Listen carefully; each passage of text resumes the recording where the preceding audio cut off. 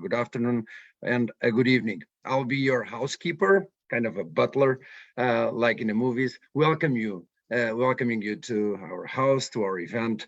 Today we'll be hearing a lot from children and also from the UN Special Representative on Violence Against Children. We'll be talking about the climate crisis and more importantly, how the climate crisis affects children and its impact on violence. If you don't speak English, that's totally fine.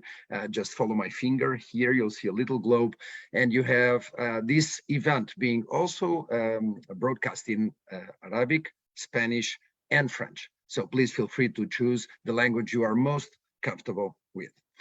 Today, as I mentioned, we are going to be talking about the climate crisis, how it affects children and impacts violence against children all over the world. I'm just, again, as I said, opening the door for your event. And in the lobby here, we'll start by playing an amazing video put together by Films for All and Terre des Hommes, our good partners and friends. The video is narrated by children, a very good and vibrant group of children with whom we have been working from COVID under 19. This video has been done in collaboration with children around the world who are not only consulted, but also provided recommendations to address the climate crisis.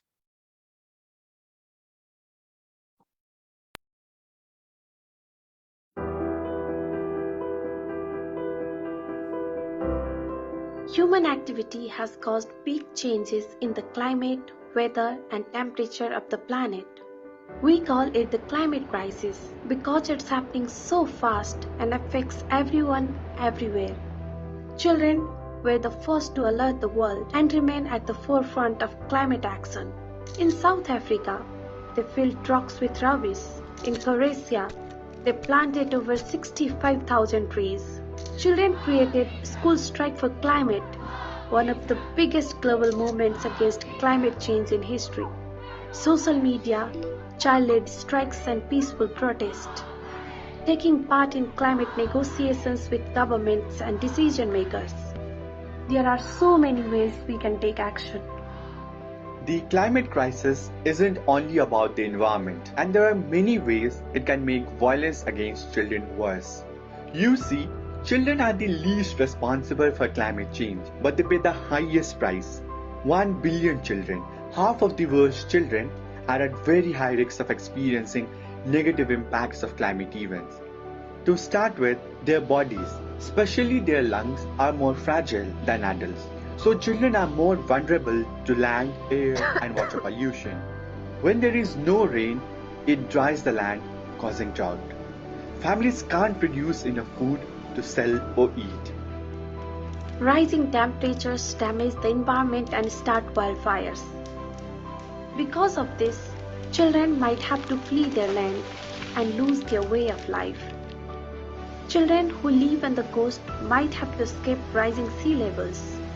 While they are on the move, they are more likely to be separated from their families and to experience violence.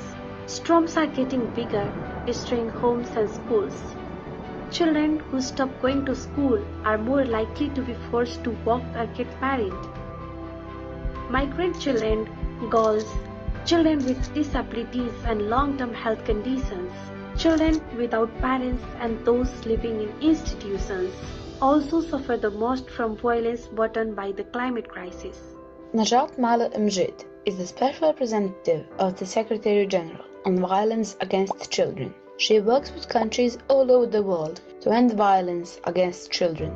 She recommends that children must be placed at the center of the climate response. All children must be equipped as key actors of change through investment in education, child-friendly policies, programs, and actions. Everyone has a role to play. Work together like an orchestra to protect children. Local, international, and religious communities, businesses, non-profit organizations, governments, and the United Nations.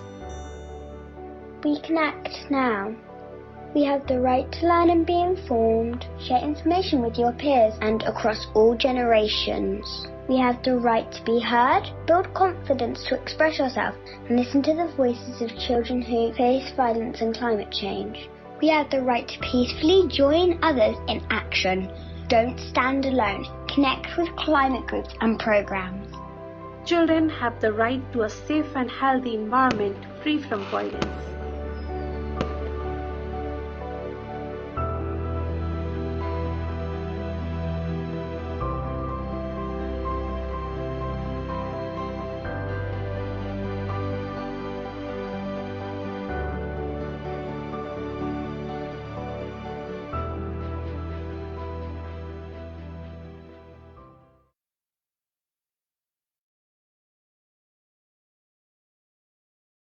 An incredibly inspiring video, and that addresses a lot of what we are going to be talking about today. If you just joined us, I would like to remind you that this event is also available in other languages, not only in English. If you follow my finger here, you have a little globe, and if you press it, you can choose Arabic, French, or Spanish. And our very good interpreters who are doing a wonderful job will be helping, making sure that you do not miss everything and understand every word that is being said today. Because I, as I mentioned, am the housekeeper, I'm supposed to tell you some of the rules of the house or of this event before we bring you inside. They are very simple, but they are also extremely important. They were created to protect you, all of you, children who joined us today in this event. We need indeed to take special measures to make sure that you are protected from harm. And this is called safeguarding. The specific measures taken during online events to protect you are some that we also hear offline. Since very young age, we all have been taught not to talk to strangers. Well, there's a reason for that. In this event, that rule also applies. So we have disabled the chat functionality so that other participants or strangers cannot get in touch with you. You will be able, and we really encourage you to ask questions in the Q&A box. So please feel free to write those questions in any language that you feel comfortable with or want to express yourself. We have a great team of translators and colleagues translating those questions and passing them along to the speakers and moderators. We'll also be disabling your microphone and your camera. This is to protect your identity, but we still want to hear from you. So please use the Q&A box. We will be monitoring and approving these messages in the Q&A to make sure that children who are participating are not exposed to inappropriate content. If at any moment you feel uncomfortable, you can reach out to probably the nicest adults that are here in this room today in our group. They were appointed or chosen to be the safeguarding focal point. Just like with me, their names also start with M's. So their names are Masue and Manus. I hope we can see Masue and Manus so that you know who is going to be helping you during this event if you feel at any point uncomfortable with something that you see, hear, or experience during this session. And these are the people who are going to be actually in the chat box, making sure that you are fine, comfortable, and don't forget their names, Masue and Manus. We have another important document that we would like to share with you. It's called the Code of Conduct, and you're going to be seeing it on the screen. It has a couple of other elements that are very important for you to follow. We ask you to be very considerate of your fellow participants, using appropriate language. As you can see, we would like you to stay safe online. And again, if you feel hurt or if you experience or see something that you are uncomfortable with, don't be shy. Put in the Q&A or reach out to Masue and Manus, and they will be ready and answering you straight away. Because we have a lot of interest, lots of children, and lots of questions that were received in the preparation of this event. We might run a little bit over time. It's not my fault. Don't kill the messenger. It is because of the interest that this topic generates around the world. So stay with us and please be engaged. Don't forget, and this is the most important part, and then I'll let you in, this event is conducted by children. They will be the moderators, and they are really incredible. We met them a few minutes ago. We have been chatting with them and preparing the event with them, and I'm really excited to pass the microphone to the first moderator. Her name is Sofia. She's a child environmental activist in Chile. Bienvenida, Sofia. Thank you very much. Well, as my name said, I am Sofia and I am part of an action platform called Tremendas. This action platform is international but was founded in Chile, and that's where I come from. And yes, this platform works in many different areas, and one of them is climate action and environment, which I'm part of. Here, girls between the age of 12 and 25, we all work together towards giving our opinion and making an impact in our own localities about how girls, young girls especially, have the responsibility to be heard and to work towards our goal, stopping climate change. And now I have the honor to present the special representative of the UN Secretary General, Nayat. And well, I'm very proud of being in this place. So yeah, now we will hear him. And yeah, now we will see. Oh, sorry, I am a bit nervous, but she will present today the inform about how climate change affects violence against children. Now she will give us a brief statement. So, yeah. Thank you so much, Sofia. You have not to be nervous. I have to be nervous today. Just, I want to tell you, to all of you, really a warm welcome, because to this dialogue that for me it's really interactive, and I am sure that it will be passionate, vibrant, productive, and really interactive. And the main purpose today is not delivering statements, is really to hear you, to listen you, and to learn from you, and also to make sure that what you are telling is really embedded in my work, in my advocacy, because for me, you are strong key partners. And I want also to use this opportunity to welcome our partners that help us to organize this event: Child Rights Connect, Tremendas, COVID under 19, Terre des Hommes, and World Organization of Scouts. And I want also to tell many thanks to the wonderful moderators that are also strong activists: Sophia, Michelle, Lilith, Brian, and Maya. Just, I will be very brief, because when I saw the video, I am not sure that I have to add a lot. Why a report on climate crisis, and also why a report on climate crisis showing that it's harming, children? And we saw many things regarding, all the forms.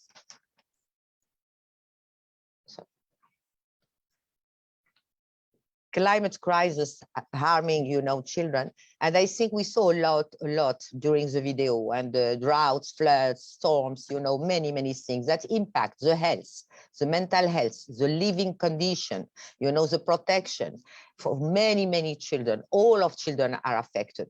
And the most vulnerable are really hit hardest. And we know, and you showed in this video that it's wonderful, many forms of violence really that could affect children.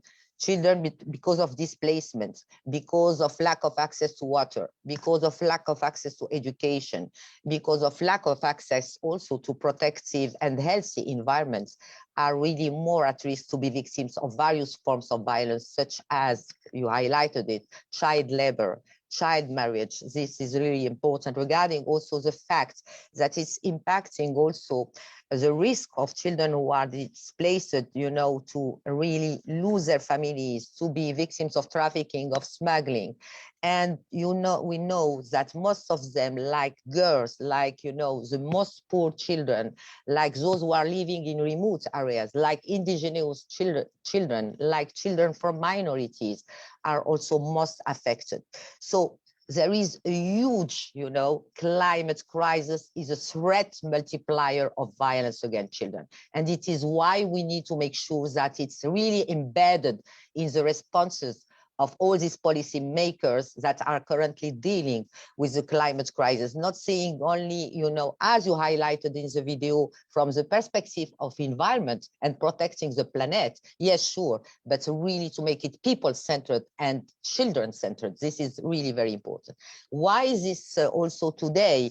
Why is this meeting? And this is really important. And why also this report? Because you, children and young people, took the lead many years ago, and you are still taking the lead. You were at the forefront of the initiative.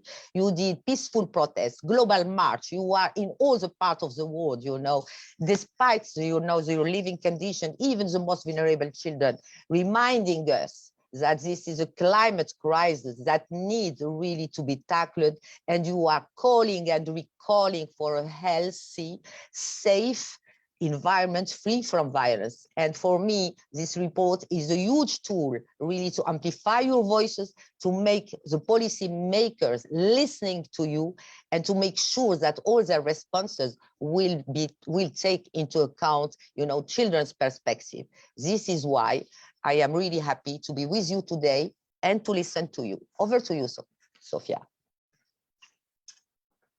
Thank you so much for your statement, Nayat. And also thank you for your admiring work. I really appreciate that you're taking children's to the focus point. So yeah, I really admire that. And now we will be coming video messages. Many children sent us from all around the globe. And also the questions other children dropped in the Q&A box. So now we will go ahead with the first set of videos, and Nayat will answer after this.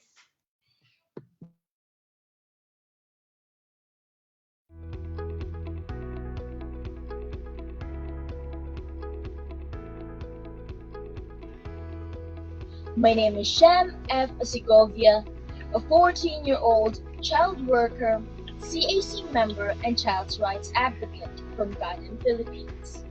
With all due respect, how can the SDG reach the grassroots level, and how can we children actively participate to ensure that there is progress? The question to the UN is what exactly they are doing in regards of climate change that directly helps children or involves children. Why does the UN not involve children in when climate change matters and it affects them directly?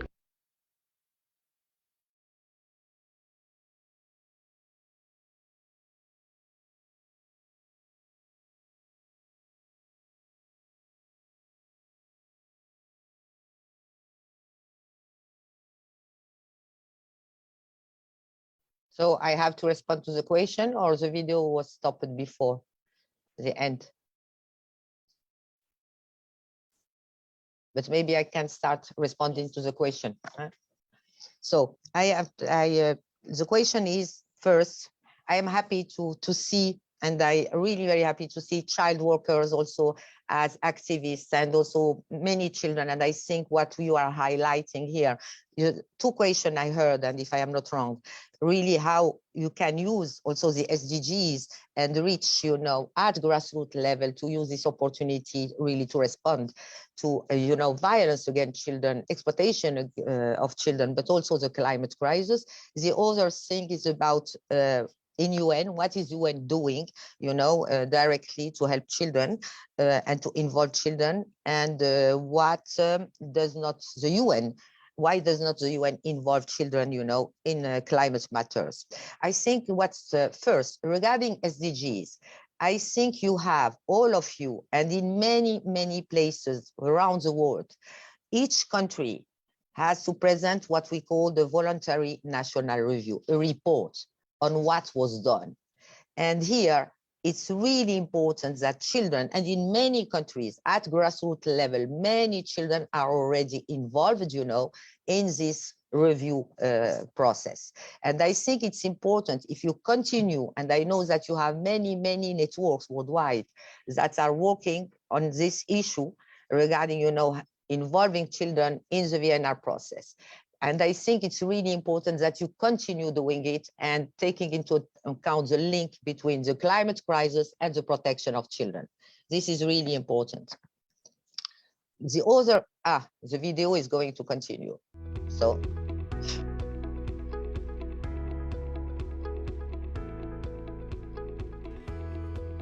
My name is Sham F. Segovia, a 14-year-old child worker, CAC member, and child rights advocate from Gadan, Philippines.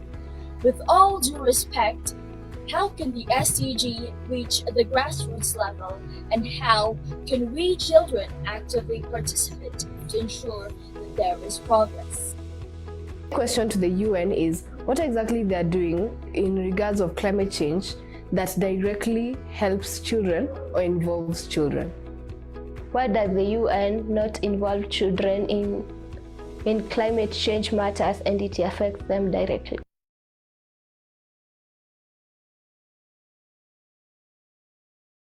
Now the video, I think, was complete, so now you can really answer the question. Many thanks, Sophia. So I think I already start responding to SDGs. I just want to let you know that I am working with each year with all the countries that are presenting their VNR regarding the implementation of the SDGs. And I am pushing them to involve children, in the process of reviewing it, and to have really consultation. And it's done more and more in many, many countries. So please feel free in your countries really to reach the NGOs you are working, to reach the UN country team, and mainly UNICEF, to make sure that you are on board in this consultation. This is one. Regarding what UN is doing, what I want to let you know is that it's the climate crisis, and addressing the climate crisis is one of the priority of the Secretary General. Since I am here since 3 years, and it is always reminding us really to take the measures and also to fulfill their commitment, because states did many commitments. In this regard, they adopt a resolution, and it was recent, for really a healthy and sustainable environment. The Child Rights Committee also made, specific comment regarding that. But it's not enough, to be very frank with you. We need to do more, because we can have many resolutions, we can have many papers, we can have many commitments, and I think it's important what children need to see its action.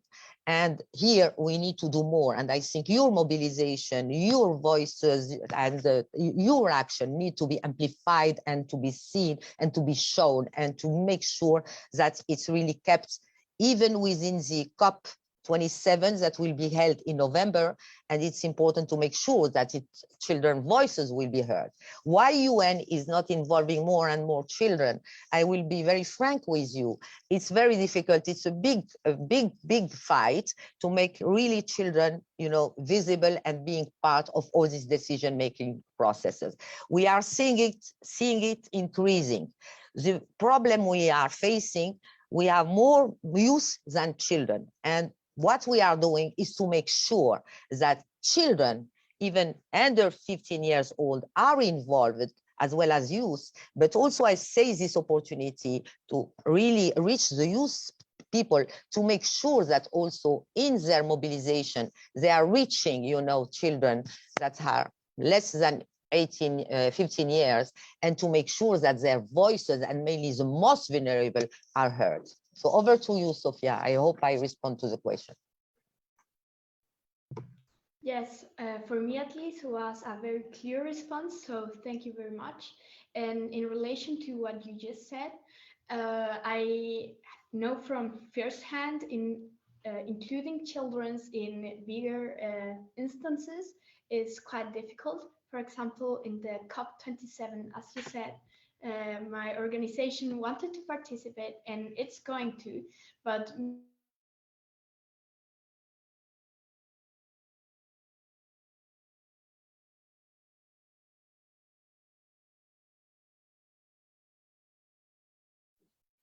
we lost you, Sophia.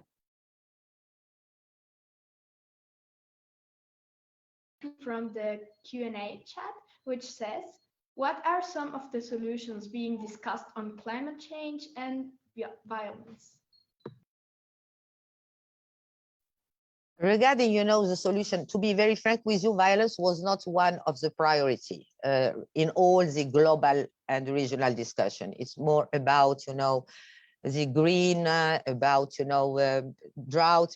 It's more technical than really people-centered. It's more about how we are going to protect the planet.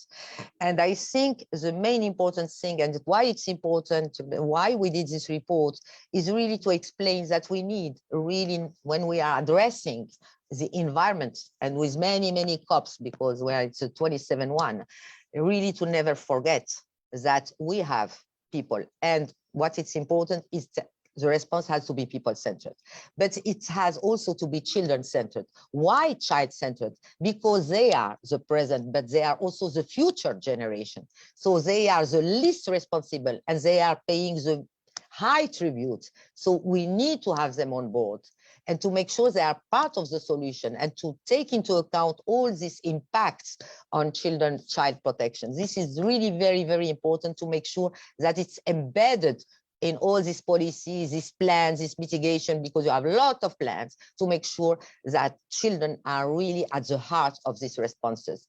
And this is why we are doing that. And this is why this report is done, really to remind all these policymakers to not forget you. Exactly. I completely support your words. So thank you very much. And as you said, the point of view of children and young adults is very important, because after all, we are the generations that will live firsthand the impacts of climate change, and we are already doing. So I really think it's extremely important that we are included, because our point of view is quite different to the adults one, and that makes us a richer perspective on how it's affecting, but also in how to solve it. So I think, as you said, the point of view of us is really important. And well, that's my opinion. So now I will pass the microphone to Michelle, the next moderator.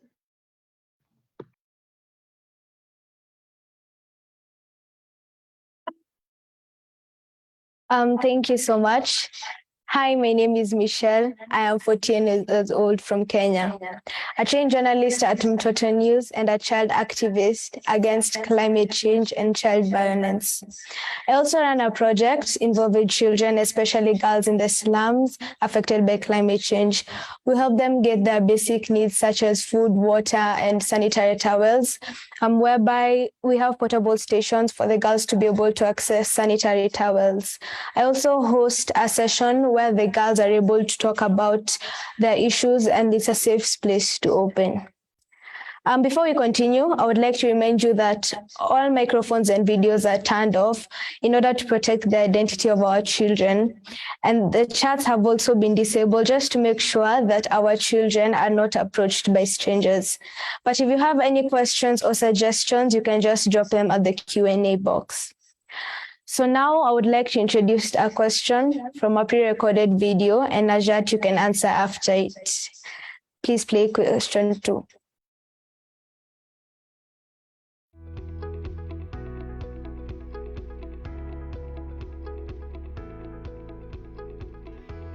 My question to Dr. Najat is that how UN is holding countries accountable for their role in climate crisis and the damage it creates for other countries such as Pakistan, which is drowning as a result of lack of implementation of policies and legal frameworks. My question to Dr. Najat is, how will the UN guarantee funds allocation to Pakistan, transparent management, and its reach to children who are especially vulnerable in this climate crisis? How can the UN help in food security of every country like Philippines in order to stop violence against children? I'm from Pakistan, and my question to Dr. Najat is that how do you plan on raising awareness on the climate crisis and its consequences for child safety to bring about global behavioral change?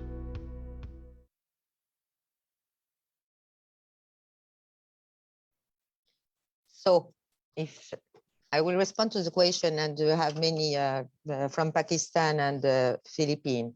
One big question, and it is in the report, that yes, you have the countries who are, less impacting the environment, that are paying a high tribute. And this is really important, really, to take into account how we can make the countries who are responsible of all this climate crisis more responsible and more accountable. This is what we call climate justice. I know that it's not easy to deal with, but it's one big, important, issue really to deal with, and it's highlighted in the report. And I think currently, in all our discussion, in all our meetings, and even within the UN system, is also how we can make sure that all the parties, and I hope in the COP27, because it's all the parties who are on board, all the countries, that really this issue will be dealt in a transparent and accountable manner. This is really one main important thing. The other point that you highlight is about transparency regarding and management of all that. And I think it's important, it's not only about UN, it's also about countries, how also they are more and more transparent and accountable to their citizenship, and mainly also to children, because they are the first responsible to ensure protection, and development, and really well-being for all children living within their countries. This is their commitment. And UN is here to remind them their commitment, to provide them support when it's needed, to raise awareness, to help also, and the civil society, to make sure that children and civil society and the most vulnerable, are empowered, are able to speak up and duly protected. And this is it's not an easy task. And it is what I am doing during my country visits, in my meeting with states, and with the support of civil society and with your support, because currently, as children rights activists, environmental activists, you are doing a lot, and making and raising awareness, and making, policy makers and decision makers, reminding them their commitments. And regarding, raising awareness related to the behavior, I think I saw what you are doing in many countries, and even in Pakistan, when you are many child and young-led initiative, when you are taking the lead, explaining how we can really protect the environment. This is important, but in the same time, how you can change the behavior regarding, violence, regarding violence against girls, regarding gender discrimination, regarding children on streets, regarding children workers, regarding children with disability, regarding children for minorities, regarding indigenous children. You are doing a lot. But to be very frank, it's not enough. And it is why today we are meeting again, because we need to repeat and highlight and speak up. And this is really, it's important. And it is why this meeting with you today is really important, not only to justify what I am doing, because I am only a tool that has to be used by you, but what is important is how we can move forward, how we can make really the political agenda at global, regional level, and local level, children really as a priority. I hope I responded to your question. If it's not clear, don't hesitate really to ask me again. Michelle, over to you. I agree that children should feel belonged and should have a voice, and also that we should do more so that our children can be able to speak. So there's a question from the audience, and the question is, how can child participation be embedded in coming up with a lasting solution to the effects of climate crisis?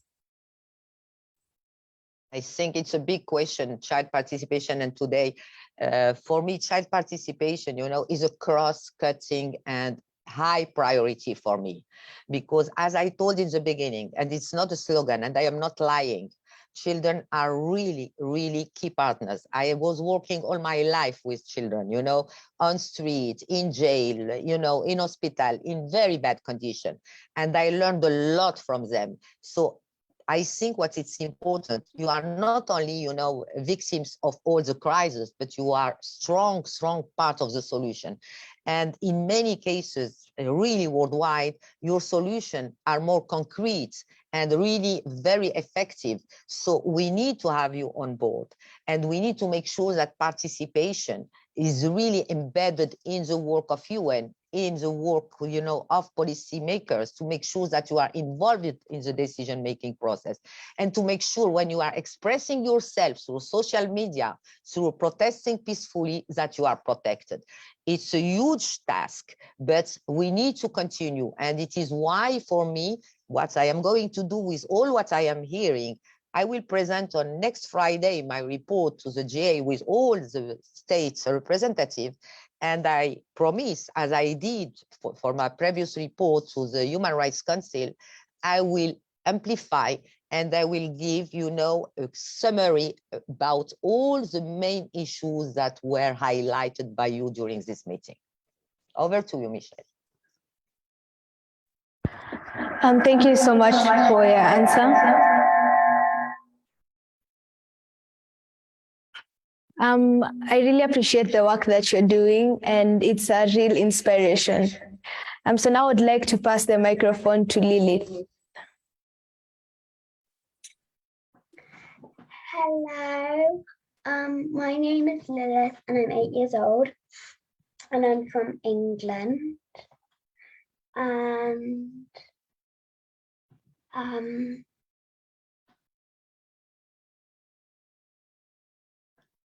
so Lily, it's wonderful. You are the most aged one. Huh? So you are from England. So, and you have a question for me or not? Yeah, we're gonna play the video question. Okay.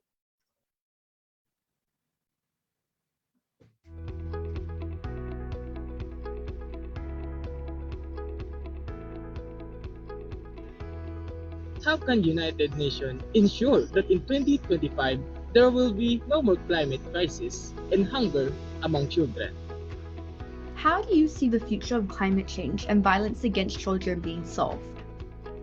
We find that children living in these marginalized areas are forced to go long distances to find pasture for their animals. And also find that they also strive so that they can get food because of a lot of drought in those areas. And that was my question. Thank you. Muchos amigos viven en Petorca, un lugar sin agua. ¿Qué podemos hacer al respecto con mis amigos y amigas? Could any proactive moves be made so that children worldwide are safe from violence due to future crises?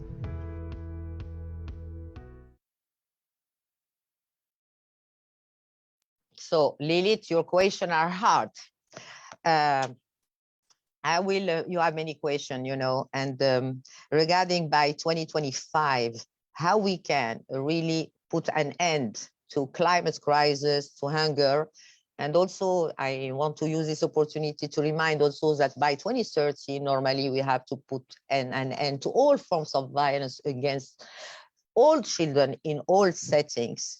And to be very frank with you, I am personally, between despair and hope, because when I am seeing the ongoing crisis worldwide, the climate crisis, the food insecurity, the wars the conflicts in many areas, the number of children that are left behind more and more, who are living on streets, who are have no access to water, who have no access to school, who have no access to protection.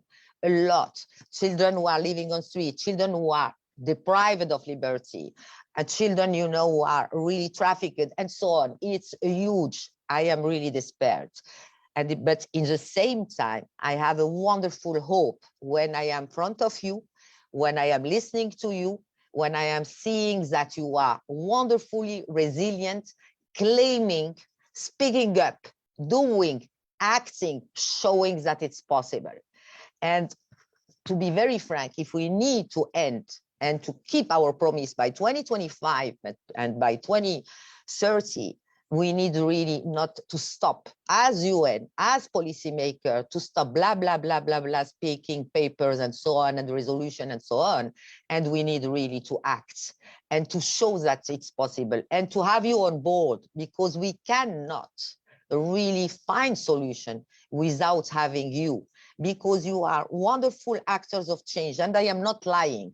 You can change behavior. You can change, decision makers proposal. You are part, and you show it so very, very interestingly. And I am really, what I can tell, my belief and my trust is that you can change the world, and we are tool for you and with you to make it happen. But this is my hope. But to be very frank with you, we need to do more, and we need to be on the same board and to keep not only during this meeting, but having strong social media, and don't give up. Continue speaking, and I promise you to continue amplifying your voice, having you on board. This is my promise. Over to you, Lilith. Thank you. I really agree with what you said, and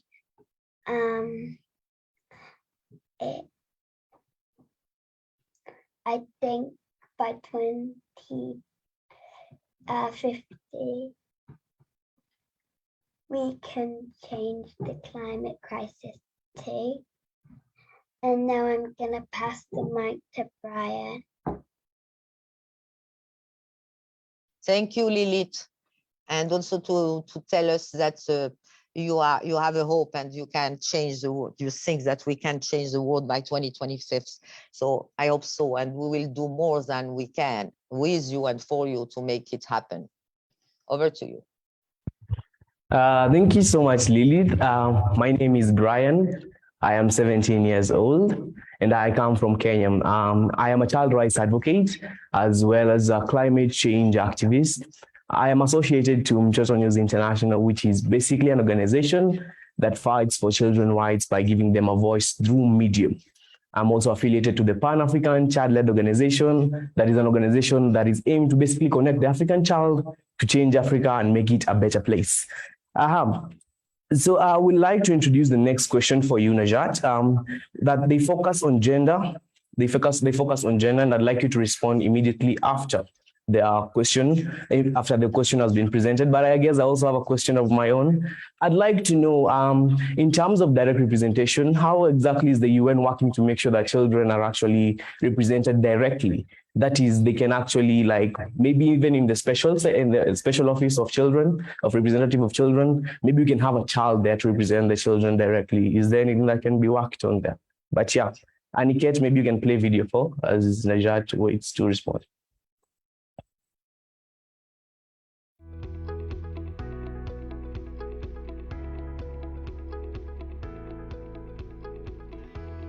Here in Kenya, climate change has made it harder for families to provide for their children, thus making it harder for a girl to access sanitary pads. Climate change can really affect children, such as mostly affecting girls. When drought happens in like a county like Kajiado County, there's no rainfall and livestock end up dying and they have no vegetation or anything to eat. And so they find a girl in the village to sell off to a man above age, and she's underage, and she has to go through FGM, which is basically her being cut, and it's really painful for her. So then they sell her off, and it's kind of unfair because she doesn't want it to happen. She hasn't gone through like half of her life. She's on like 4/4 of her life and all that. So if we take care of our climate, then we can really help the girls and the children that go through abuse or violence or even trauma, such as being sold off underage. So we should really stop this climate change, as I call it, climate crisis, and improve on, like, understand it's not just about, you know, the trees and the climate. It's also about what affects, like, what the weather does with other people. Yeah. واحد أنت كامرأة برأيك العنف بأثر على الامرأة أكثر من الرجل؟ What is the United Nations doing to address challenges that the girls face as a result of climate change? Examples being early marriages and FGM. What plans are on the way to support child or girls-led efforts in poor countries like the Gambia to address child marriage resulting as a result of climate change related problems such as flooding and drought.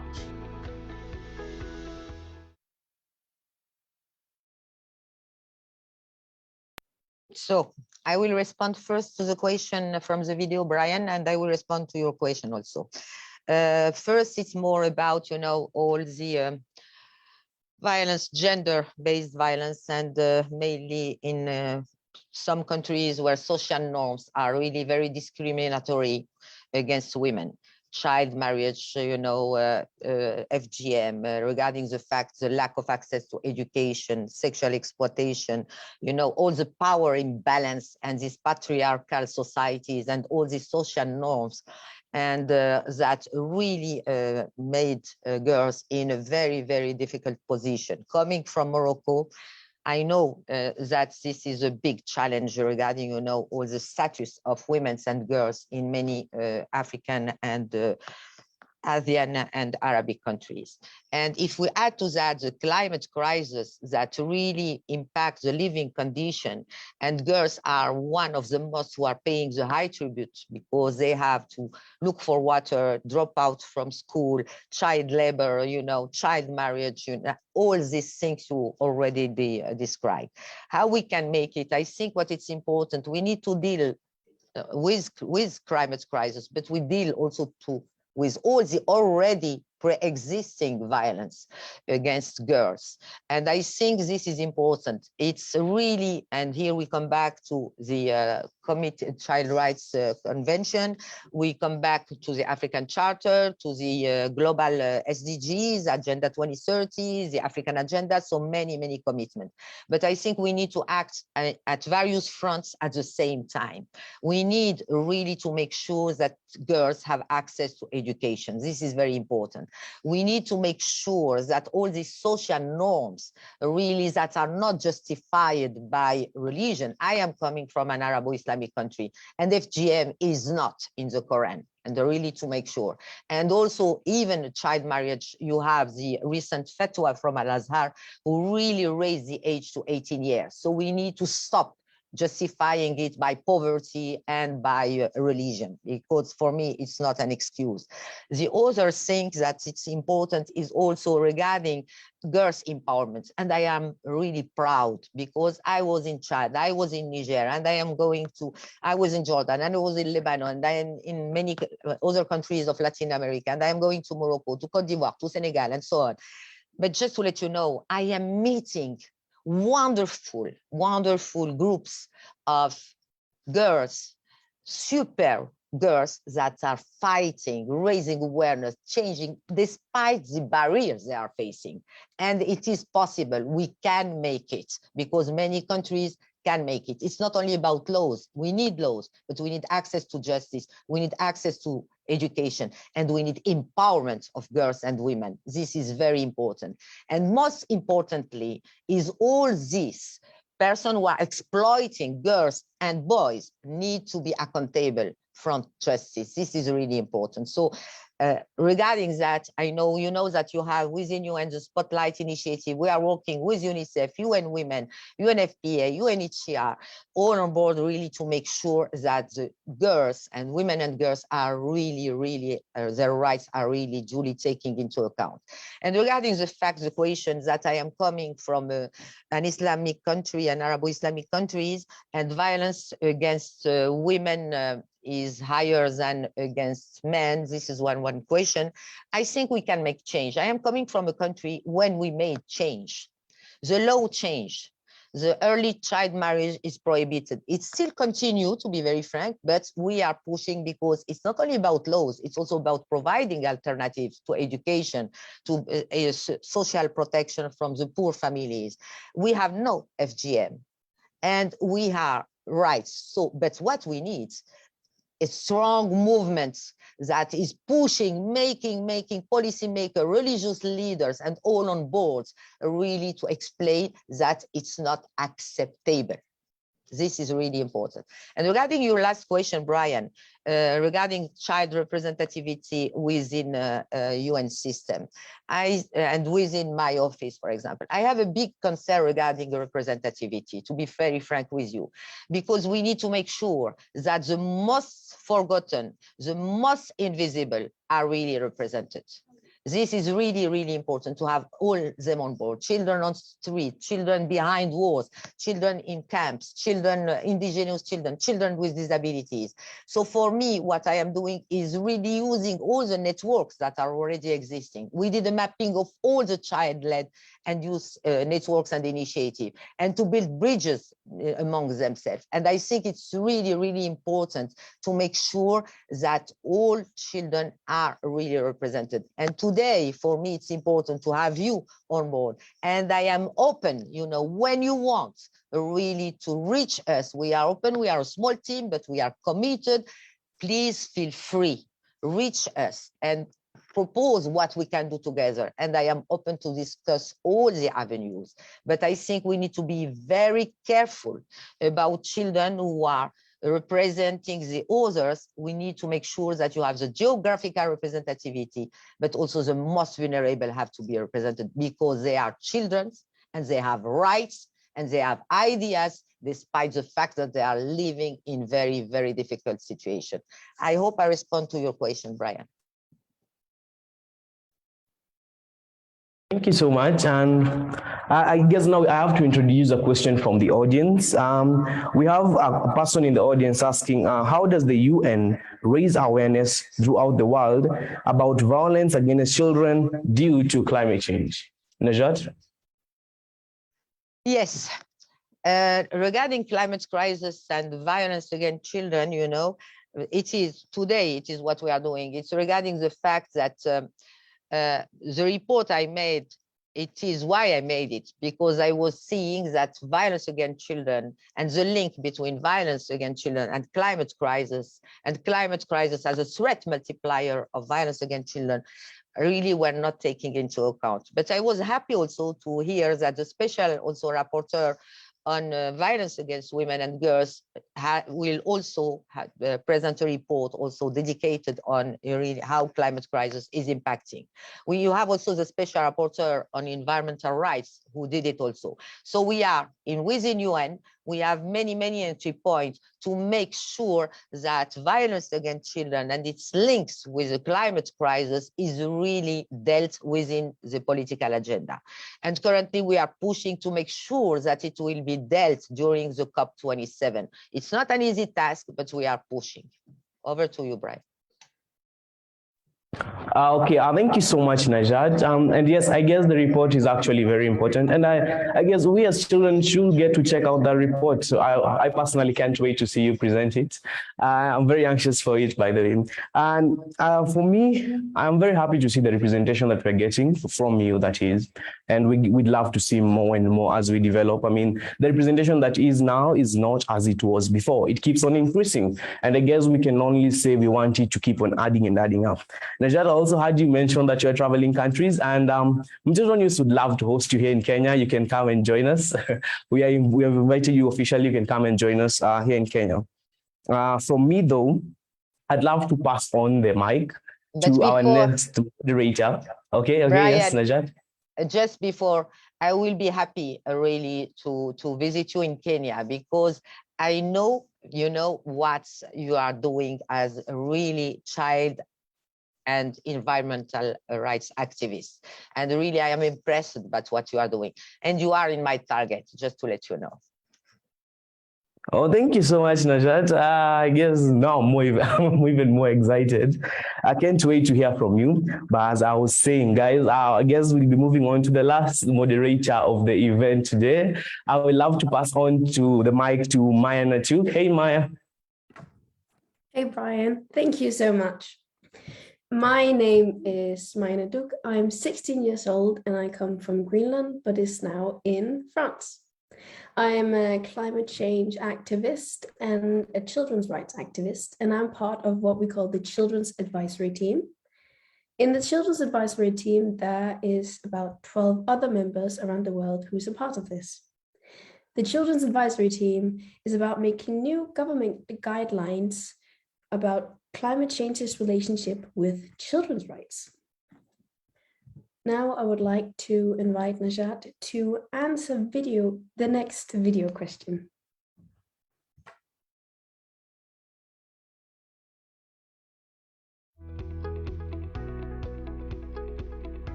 Hay muchos niños y niñas que viven cerca de industrias que tiran mucho humo negro. Las llaman zona de sacrificio. ¿Eso afectaría sus vidas?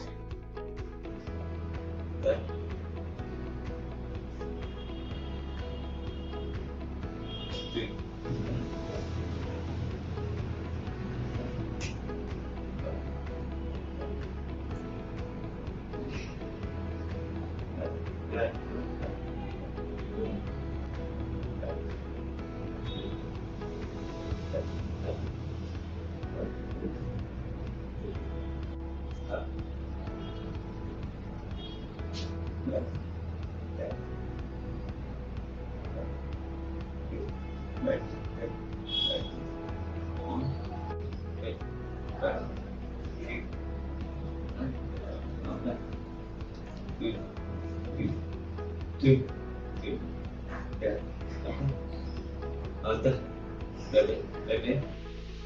जो India में environmental safeguard policy है या फिर जो city planning है उसमें जो हम लोगों का राइट्स है वो आप लोग क्या सेफगार्ड करने का सोच सकते हैं और क्या हम लोग उसमें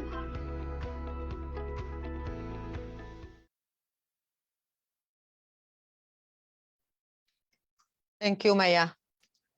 It's really important because it's a link with what I was just telling during my session with Brian, is about the representativity of the most, vulnerable children. And here we had good example, regarding, children with disability and the example of deaf, regarding children on streets, regarding, vulnerable communities who are living in sacrifice zone. So this is really important, and it is our duty and our role to make sure that these children are not really forgotten, because they are not speaking up, because they are not counted, because they are outside the data. And we have to be very, very careful about it. And it's one of my main goal when I am really telling about and highlighting child participation and involvement, is to make sure that they are on board.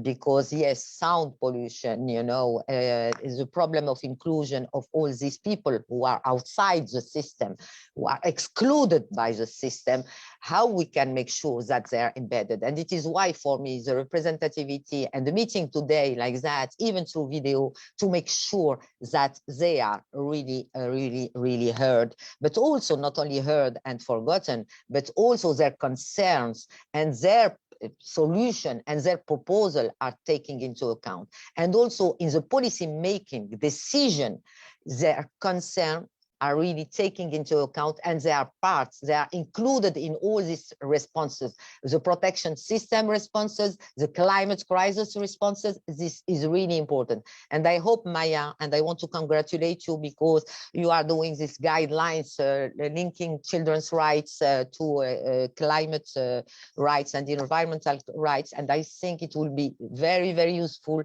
to never forget that all these children, that are not visible and forgotten, are really, really taking into account. And to be very frank with you and swear to your responses through the video, it's not an easy task to make sure that you are on board, all the vulnerable children. But this is my duty and our duty of all the UN system, because normally it's all the rights for all people independently of their status. And sometimes it's forgotten by policymakers because they are not visible. So it's our role to make sure that they are on board, and to make sure that all the policies are really child sensitive. And when we are speaking about child sensitive, it means all children, not only those who are able to speak, those who are able to claim, but those who are really have no possibility to claim, have no possibility to tell what they are living living. And I want really to tell them, to the last persons who were in the video, that I am really admiring, you know, their resilience and the fact that despite the barriers and living in a very, very hard condition, they are still fighting, claiming, and they are strong, strong, strong child rights activists. And I can let them know that they can count on me really to highlight their voices, their concern, and to make them visible. Over to you, Maya.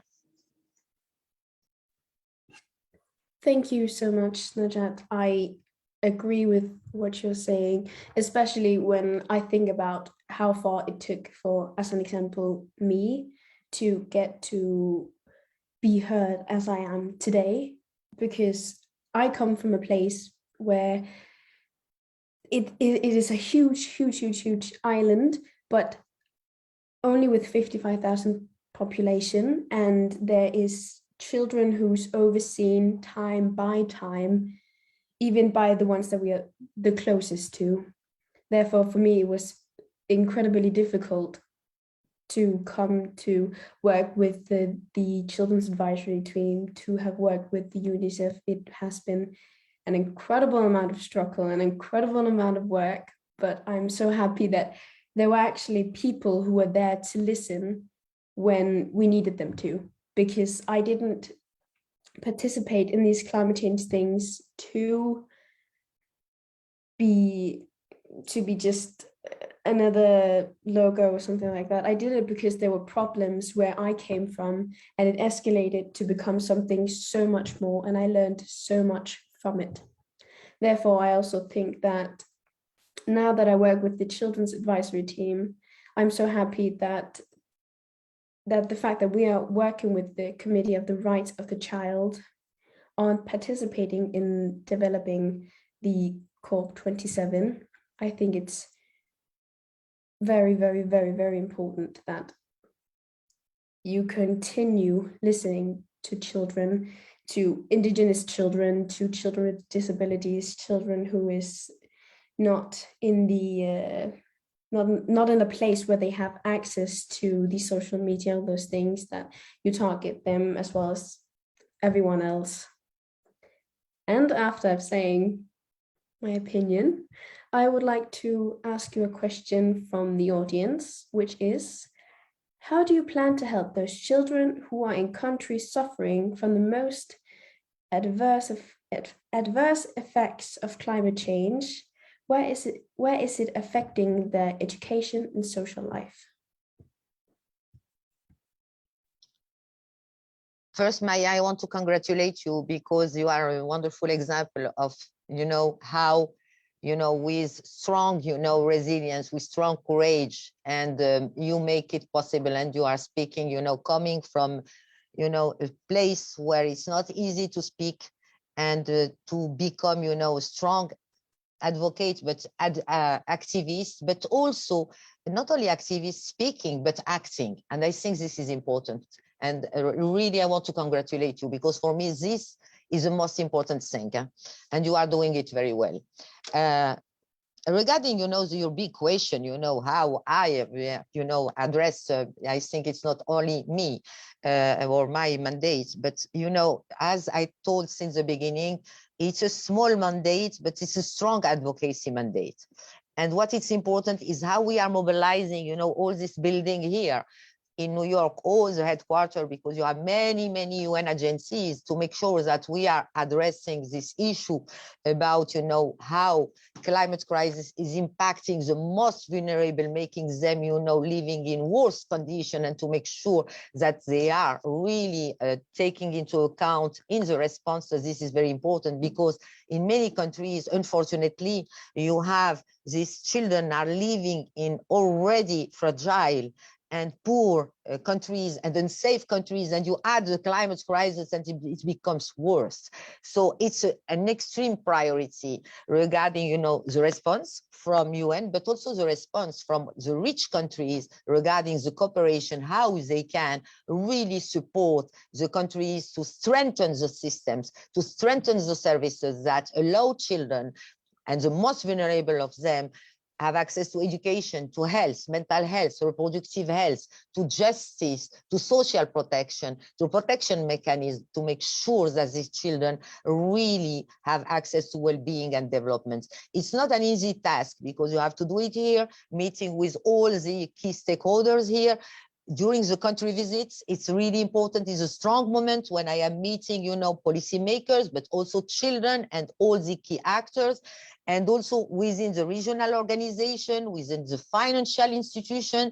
But currently also we are planning to have strong meeting in Africa with all the multinational and the big enterprises and the big businesses to make sure also that they are aware about their impact and how they can really reverse and being more protective, but also being more accountable and also being part of, a people-centered development that it's life cycle, based on a life cycle approach, and start with children since the early childhood, leaving no child behind.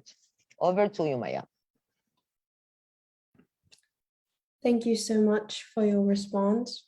I am very glad to hear that you're having so much focus on the children who has the worst of the worst conditions, because as you said before, they have a safe place to be, that they have water, clean water and food, because it quite literally is a part of the children's rights, the right for education, the right for right for clean water and all that. So lastly from me, I would like to thank everyone who's been participating in this. We are so happy to hear all of the amazing questions and hear about the amazing videos.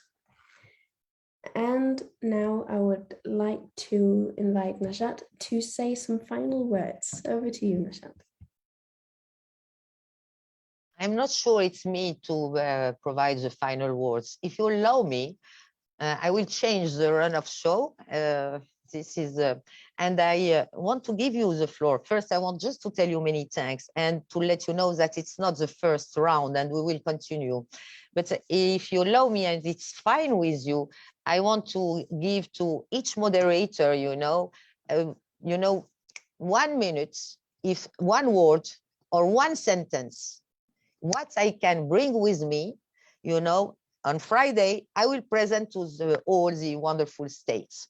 So just if you could provide me with one sentence that I can bring with me, and I promise to deliver it. So over to you.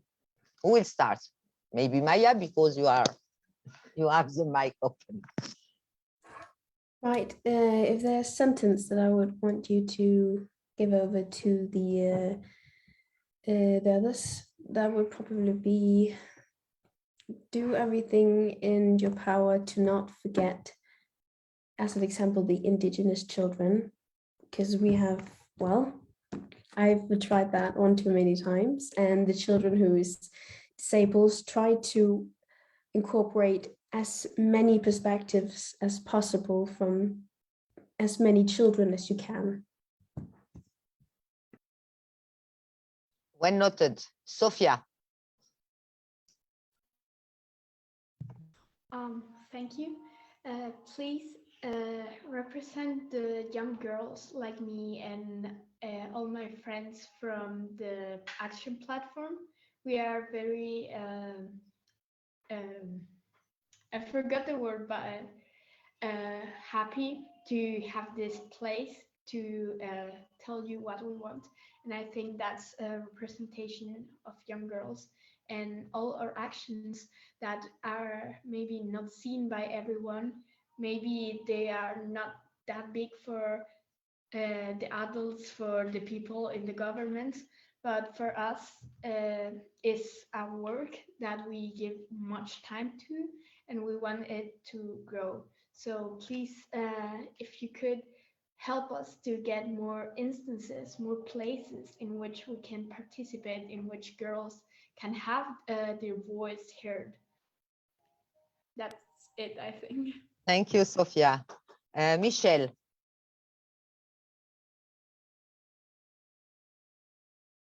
Brian. They disappear?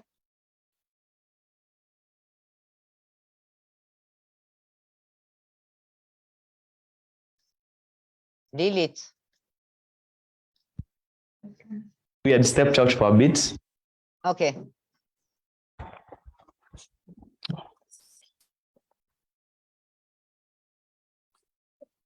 Hey, Najat, could you like rephrase the question, please? Brian, I was telling that you have a last sentence.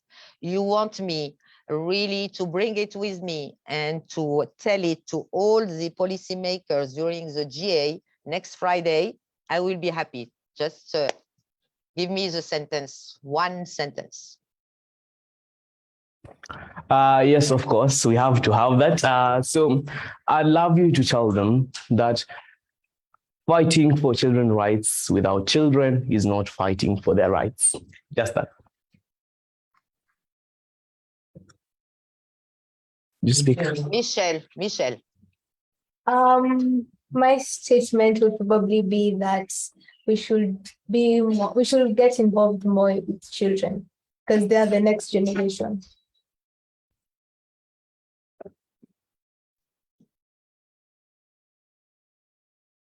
The floor is yours, Miss Lilith. I think you should say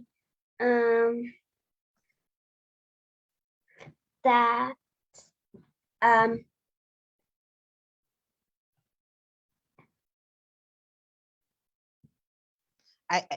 Lilith, I will ask you a question. If you are a ministry today, you are the president of the Republic, the president, of United States, or you are the big chief of the world, what is the action? What are you going to do?